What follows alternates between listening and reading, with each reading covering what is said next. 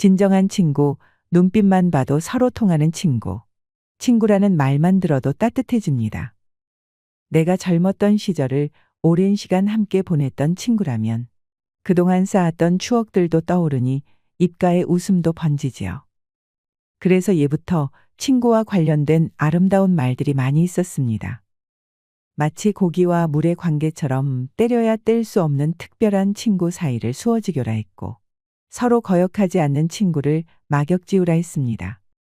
관중과 포숙의 사귐과 같은 허물없는 친구 사이를 관포지교라 했고, 어릴 때부터 대나무 말을 같이 타고 놀며 자란 친구를 중마고우, 향기로운 풀인 지초와 난초 같은 친구를 질환지교라고 했습니다.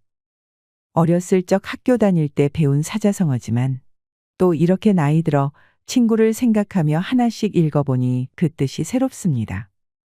친구는 신이 우리에게 보내주신 선물이라는 말이 있지만 그 선물도 스스로 차버리고 친구 없이 노년을 쓸쓸하게 보내는 사람들이 있습니다. 그래서 오늘은 친구 없이 고독하게 노년을 보내는 사람들의 특징에 대해서 여러분들과 이야기 나누어 보려고 합니다. 벌이 찾지 않는 꽃에는 다 그럴 만한 이유가 있습니다. 꿀이 적다든지 꽃가루가 맛이 없어서겠지요. 영화를 개봉했음에도 관람객이 오질 않고 막대한 자금을 투입해서 이벤트를 개최했는데 사람들이 몰려들지 않는 것과도 같습니다. 알맹이 없이 겉만 번지르르하게 광고한다고 그 영화가 흥행할 수는 없는 것이겠지요. 속 안을 들여다보니 재미도 없고 볼 것도 없어서 그렇습니다. 신기하게도 사람들은 좋은 사람을 기가 막히게 알아봅니다. 좋은 사람 곁에는 항상 많은 이들이 모여듭니다. 내가 다가오라고 다그치지 않아도 내 곁을 맴돌며 지친 마음을 감싸 안아줍니다. 친구 하나 없이 외롭게 사는 사람도 마찬가지로 그만한 이유가 있기 때문입니다. 스스로 혼자이기를 선택한 사람이 아니라 어쩔 수 없이 혼자가 된 사람들입니다. 젊었을 때 친구들이 많았더라도 나이 들어서 그 많은 친구들이 그에게서 등을 돌린 거라면 그만한 이유가 있었을 것입니다. 나이 들면 재테크보다 친구들과의 관계를 잘 유지 관리하는 우테크가 무엇보다 중요하다고 얘기합니다. 사람은 혼자서만 살아갈 수 없는 사회적 동물이기 때문입니다. 특히나 가족도 친구도 하나 없고 내 장례 치러줄 사람 하나 주변에 없다면 더더욱 큰일입니다. 우테크는 우자를 써서 만든 단어인데요. 친구를 사귐에 있어서도 기술이 필요하다는 뜻이겠지요. 세상에 공짜가 어디 있을까요? 내가 베풀지 않고 얻어지는 관계는 없습니다. 나는 상대를 이해해 주지 못하면서 나를 이해해 주기만 바라는 사람은 주변의 사람들이 모여들지 않습니다. 여러분은 노후의 우테크 얼마나 잘하고 계신가요? 친구는 인생 후반전에 없어서는 안 될 고귀한 존재이자 무엇과도 바꿀 수 없는 우리들의 자산입니다. 친구는 무슨 친구 하나도 필요 없어. 친구가 무슨 소용이야 하면서 큰 소리 뻥뻥 치던 사람들도 아무도 찾아오지 않고 혼자서 쓸쓸히 죽어갈 날만 기다리는 순간이 오게 되면 뼈아프게 후회합니다.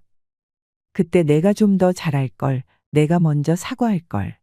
괜한 자존심에 소중한 친구를 잃었던 경험을 떠올리며 죽는 그 순간까지 후회한다고 합니다. 혼자서 잘 사는 방법을 깨닫고 혼자서도 오부지게 행복하게 시간을 보낼 수 있는 분들은 다른 이들과도 좋은 관계를 맺으며 잘 살아갑니다. 문제는 혼자가 외롭고 싫은데 아무 노력도 개선도 하지 않고 무의미하게 시간을 흘려보내는 분들이지요. 지금부터라도 늦지 않았습니다. 연구에 따르면 나이가 들면 고집이 세지거나 내 말이 무조건 맞다고 생각하는 경향이 뚜렷해진다고 합니다. 이는 뇌의 노화와도 관련이 있다고 하는데요. 그래서 나이 들수록 유연한 사고를 가지고 상대방의 입장에서 생각해보는 연습을 하는 것이 참 중요합니다. 혹시라도 나의 행동이, 나의 이기적인 욕심이 친구들을 멀어지게 하는 것은 아니었는지 두루두루 점검해 볼 일이겠습니다. 친구 없이 고독하게 노년을 보낸 사람들의 특징 첫 번째. 평생을 돈돈거리면서 인색하게 굽니다. 사람이 모이면 돈이 들기 마련입니다. 신발 신고 문 밖에만 나가도 모든 게 돈인데 친구들 만나면 차값도 들고 밥값, 술값이 당연히 들지요. 좋은 일이 있어서 기분이 좋은 한 친구가 쏠 때도 있고, 또 어느 모임은 얼마가 됐든 돌아가면서 비용을 치르기도 합니다. 또 어떤 모임은 십시일반 돈을 걷어 비용을 치르기도 하고요. 그런데 인색한 친구는 절대 자기가 먼저 돈을 내는 일이 없을 뿐더러 십시일반 돈을 걷게 되는 경우에도 어떻게든 돈을 적게 내려고 머리를 씁니다. 너 오늘 생일이잖아. 한턱 내야지. 요즘 너 잘 나간다며 돈도 잘 벌면서 한턱 내야 되는 거 아니야? 한턱한턱거리면서 어떻게든 얻어먹을 궁리만 합니다. 좋은 마음에 사정이 있겠지. 내가 더 나누면 되지 생각하며 베풀어 주었던 친구들도 너무한다는 생각이 들어 이 사람과는 가까이 하지 않게 됩니다. 아무리 돈이 없다 해도 최소한 자기가 먹은 밥값 정도는 내야 되지 않을까요? 내가 얻어먹었으면 사주기도 할 줄 알아야 인지상정입니다. 친구들이 모임이 있을 때마다 누가 얼마 내나 하면서 항상 그렇게 들여다보는 건 아니지만 학창 시절부터 늘 그랬기 때문에 저 친구는 또 오늘도 적게 내려고 발악하는구나 하며 속으로 혀를 끌끌 차고 있을지도 모릅니다. 말하지 않아도 인생 하루 이틀 산 것도 아닌데 다 뻔히 알고 있습니다. 그저 싸우기 싫고 이런 것까지 말해줘야 하나 싶어서 가만히 있는 것뿐이지요. 학창 시절로 돌아가 예를 한번 들어보면 친구 4~5명에서 같이 만나 밥값이 5만 원 정도 나왔습니다. 이것저것 맛있는 걸 먹었겠죠. 그러면 한 명이 10,000원 남짓만 내면 큰 부담 없이 해결이 되는 상황인데 이 친구는 돈이 없다며 당당하게 5,000원을 냅니다. 나 오늘 늦게 왔잖아. 나 이 음식 입맛에 안 맞아서 조금밖에 못 먹었단 말이 하는 것입니다. 인색한 사람은 늘 이런 식입니다. 오늘만 그런 게 아니지요. 주변의 친구들에게만 그러는 것이 아니라 지인이나 회사 동료, 가족들에게도 이렇게 인색하게 굴고 있을 확률이 큽니다. 더 황당한 경우도 있습니다. 실제로 A씨는 동창들 20명 정도가 함께 만나면 중국집에 가서 탕수육도 시키고 잡채도 시키고 여러 요리를 먹는데 의도한 것처럼 항상 조금 늦게 와서는 자기 배고프다며 따로 삼선짜장 밥이나 잡탕밥을 마구 시켜 먹습니다. 그리고 꼭 모임이 한 3분의 2 정도 경과되었을 즈음에 다른 약속이 있다며 자리를 뜹니다. 물론 계산은 안 하고 가지요. 나이 들어서 거지근성을 못 버리고 이렇게 사는 사람들이 의외로 참 많습니다. 나이 들어서 거지근성을 못 버리면 어른 대접도 못 받고 비참한 노후를 맞게 됩니다. 지혜롭고 어른다운 노인분들도 많은데 이런 분들 때문에 우리 시니어 분들의 이미지가 추락해서 될 일일까요? 하여튼 매번 이런 식인 분들은 패턴이 똑같습니다. 야, 그 돈 안 내고 가냐라고 얘기하는 게 째째한 것 같아서 다들 말들은 안 하지만 사람 마음 다 똑같은 거 아닐까요? 여러분은 주위에 이런 분들 없으신가요? 또 돈 내기 싫어서 저러는 거구나 생각이 들 정도로 인색하게 구는 사람은 훤히 다 눈에 보입니다. 잘 나가던 친구가 사정이 어려워져서 이렇게 된 것이 아닙니다. 말 못할 사정이 있는 것 같거나 평소에 안 그랬던 친구인데 그러면 오히려 다른 친구들은 걱정해주고 무슨 일 있는 것은 아닌지 살펴주겠지요. 하지만 이 인색한 친구는 어렸을 적부터 그랬다고 합니다. 더 황당했던 것은 A씨의 집은 잘 살았다고 합니다. 가난하다고 인색한 것이 아니라는 것입니다. 돈이 아무리 많아도 인성이 덜 되면 소용이 없는 것입니다. 이런 친구들도 있습니다. 여자애들에게는 돈을 쓰면서 남자 친구들을 만나면 늘 이런 식으로 자기가 절대 돈을 안 내는 경우입니다.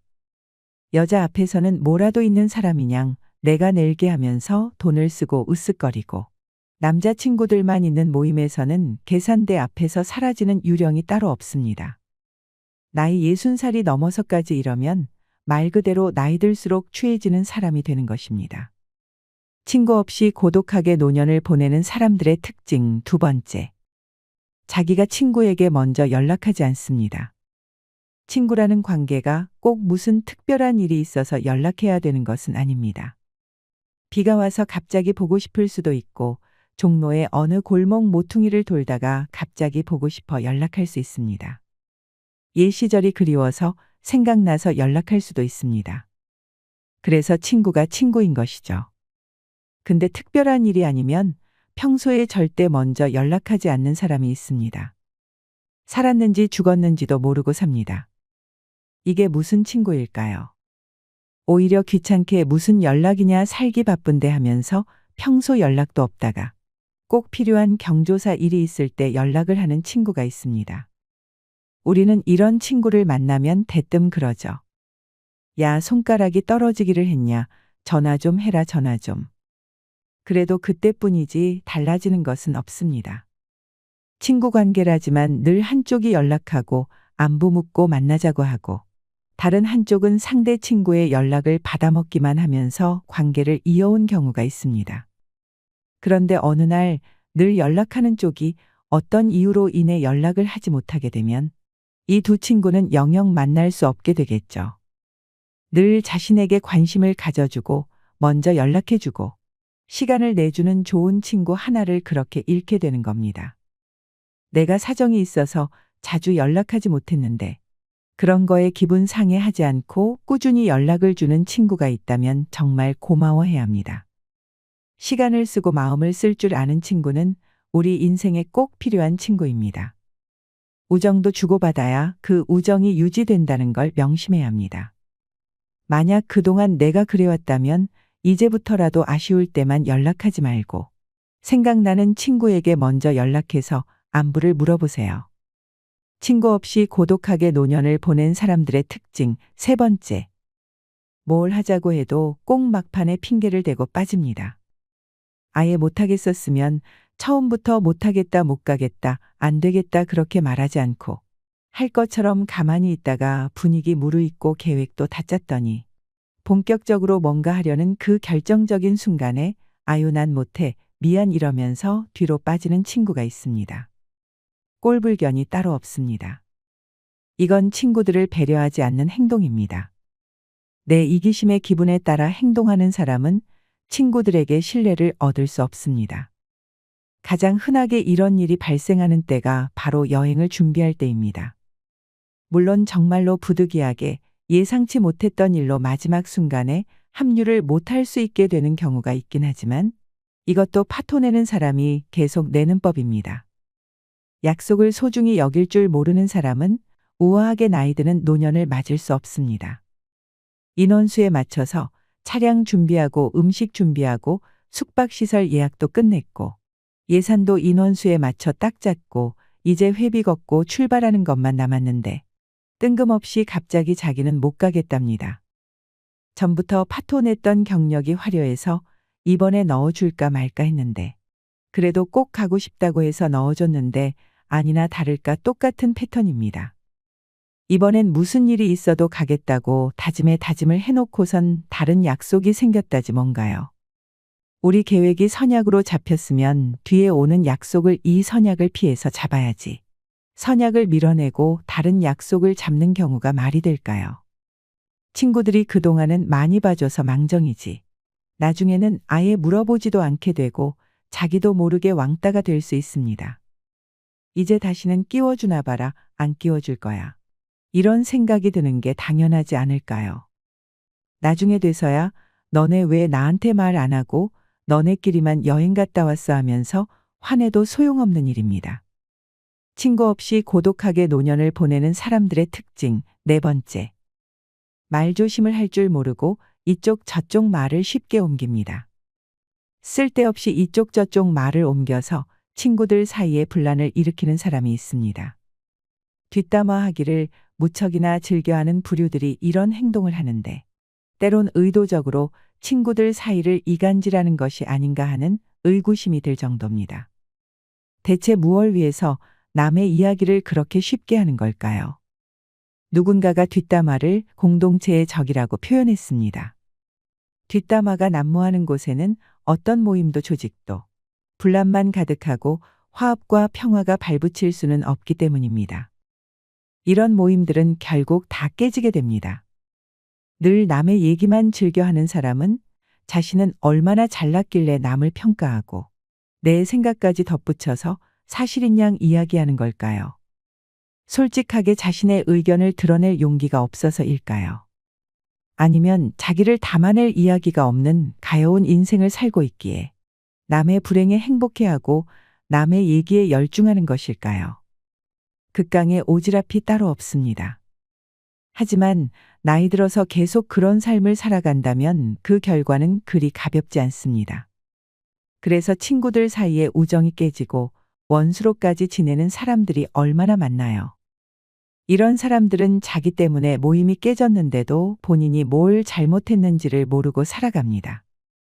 그러다 죽을 때가 돼서 혼자 남겨지면 내가 왜 이렇게 됐을까 후회하지요. 이쪽 저쪽 말을 옮기는 사람은 끝내 모두에게서 외면을 당합니다. 그런 사람 빼고 이미 다른 사람들끼리는 잘 만나고 있을지도 모릅니다. 그래야 모임을 유지할 수 있고 친구 관계도 원만해질 수 있다는 각자의 판단이 선 것일 겁니다.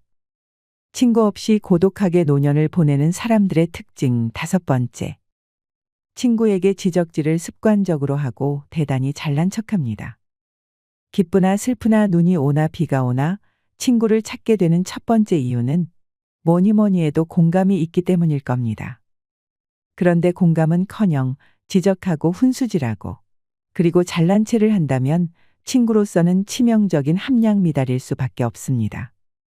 오랜만에 친구를 만난다고 내 딴에는 좋은 옷 차려입고 나섰는데 스타일이 그게 뭐냐, 무슨 브랜드냐, 그 브라우스에는 이걸 받쳐 입어야 한다. 역시 옷은 돈이 좀 들더라도 브랜드 있는 걸 입어야 한다는 등 지적하면서 자랑질까지 섞어 사람 마음을 뒤집어 놓습니다. 기분이 울적해서 기분 전환도 할 겸 기분 좋게 머리하고 나왔는데 머리가 이게 뭐냐, 저번 머리가 훨씬 낫다. 파마가 잘 안 나왔네 하면서 초치는 말을 합니다.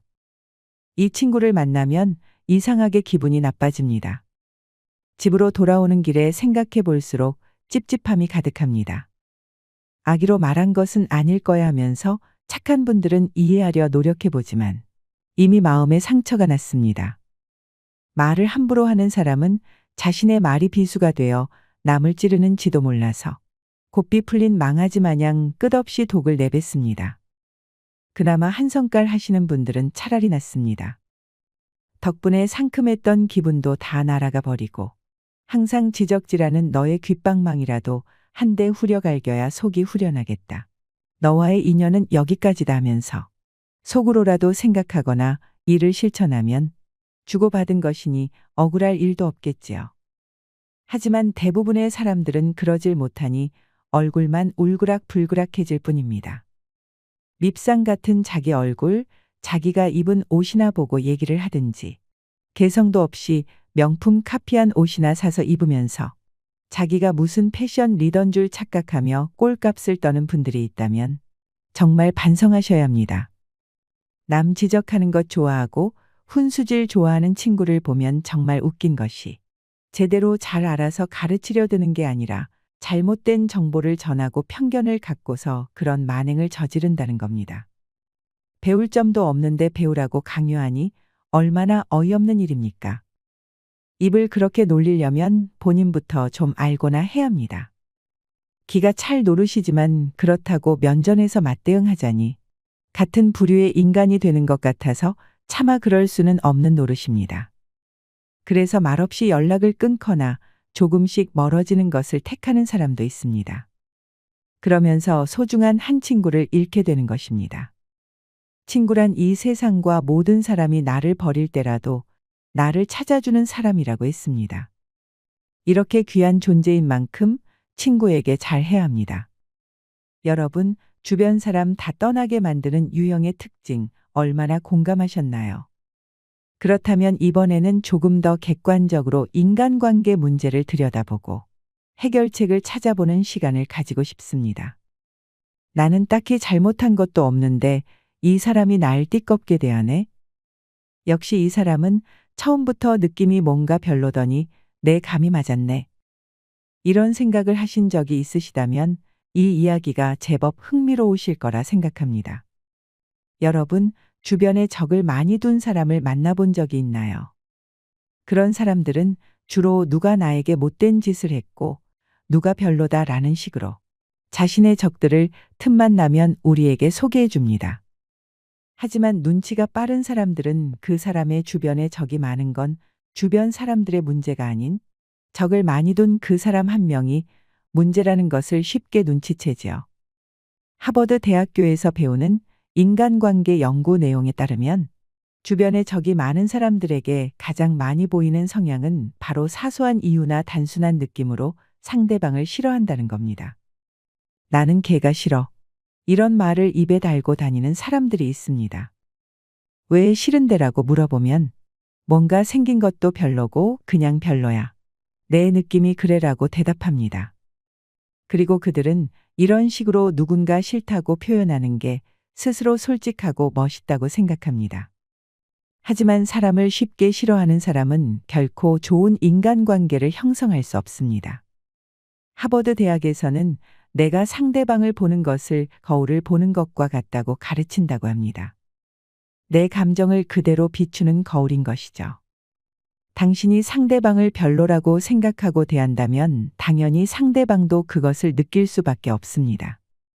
아무리 그것을 숨긴다고 하더라도 내 말투, 행동, 표정 같은 모든 것에서 불편한 뉘앙스가 무의식 중으로 드러날 수밖에 없다고 생각합니다.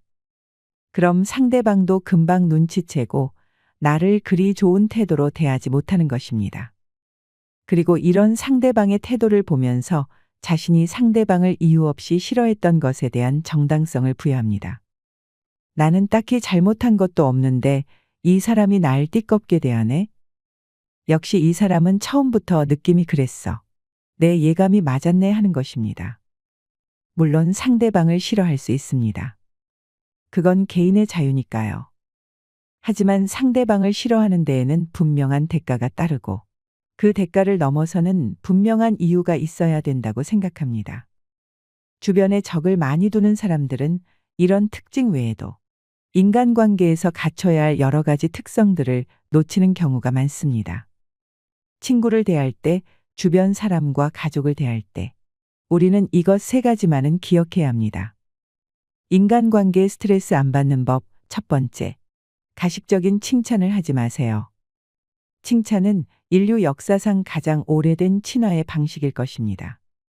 그만큼 칭찬은 드리는 노력에 비해 인간관계에서 얻는 게 많은 효율적인 방법입니다. 그래서 주변 인맥이 많이 따르는 사람들은 대부분 상대방을 잘 칭찬할 줄 아는 사람들입니다. 하지만 이 칭찬을 너무 남발하는 사람이 있습니다. 엄밀히 말하자면 칭찬이 아니고 아부라고 표현하는 게 맞을 것입니다. 주변 사람들은 결코 바보가 아닙니다. 겉으로 표현을 안 할 뿐이지 당신이 진심 없는 칭찬을 너무 남발하면 이건 나를 놀리려고 그러는 건가? 다른 목적이 있나? 너무 부담스러운 데와 같은 생각들을 하게 됩니다. 그래서 어떤 게 칭찬이고 어떤 게 아부인지 잘 구분할 줄 아는 융통성이 필요합니다. 칭찬의 가장 중요한 점은 진심입니다. 아무리 수줍고 서툰 칭찬이라도, 아무리 사소한 것이라도 진심이 담겨 있는 게 중요합니다. 그리고 상대방은 내가 억지로 노력하지 않아도 내 진심을 쉽게 눈치챌 것입니다. 인간관계에 스트레스 안 받는 법 두 번째. 소인배를 적으로 두지 않아야 합니다. 소인배는 어떤 사람일까요? 당연히 소인배마다 다르겠지만 보통은 괜한 트집을 잘 잡고 비겁하며 사소한 것을 마음에 담아두고 은근히 복수를 하는 유형의 사람들을 지침합니다. 이런 사람을 적으로 두지 않는 것은 참 중요합니다. 그 이유는 바로 소인배를 적으로 두는 것보다 소인배를 적으로 두지 않는 게 더 자신에게 유리하기 때문입니다. 소인배가 당신이 자신을 적으로 두었다는 사실을 알게 되면 그 소인배는 당신에게 앙심을 품고 당신에게 굉장히 귀찮은 행동들을 하기 시작할 것입니다. 한 명의 소인배에게 등을 지느니 10명의 군자에게 미움을 사는 게 낫다라는 말이 괜히 생겨난 것이 아니죠. 물론 적으로 두지 말라는 건 억지로 가까이 지내라는 뜻이 아닙니다. 적절한 거리를 유지하되 대놓고 적으로 만들지는 말라는 뜻입니다. 소인배와는 은근히 멀어지는 것을 택하세요. 인간관계에 스트레스 안 받는 법. 세 번째, 적당한 거리를 유지하세요. 눈이 펑펑 내리는 어느 겨울날 고슴도치 두 마리가 서로를 꼭 끌어안고 온기를 나누려고 했습니다. 하지만 서로의 몸에 난 가시 때문에 서로를 끌어안으려고 할수록 더욱 상처가 났지요. 그렇다고 아예 떨어져 있으면 얼어 죽을 수도 있었기 때문에 그들은 너무 멀지도 않고 너무 가깝지도 않은 적정의 거리를 찾았습니다. 서로 아프지도 않고 서로 춥지도 않은 적당한 거리 말입니다.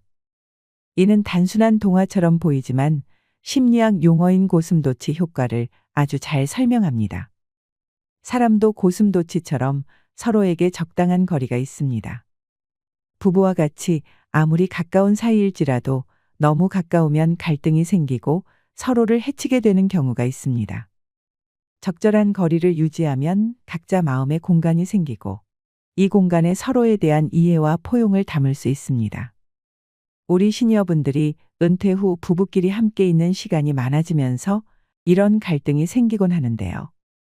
이럴 땐 각자의 공간에서 각자의 시간을 가지는 것도 도움이 됩니다. 인생에서 인간관계보다 더 배우기 복잡하고 힘든 게 있을까요? 나이가 들어도 인간관계가 참 어렵고 아직도 많이 부족한 것 같습니다. 오늘 영상을 보시는 여러분들 모두가 누군가에게 소중한 친구로 여겨지는 하루가 되길 빌면서 오늘 이야기 마치도록 하겠습니다. 오랫동안 연락하지 못한 친구분이 계시다면 지금 당장 카톡으로라도 안부를 전하시길 바랍니다. 어려울 것 없습니다.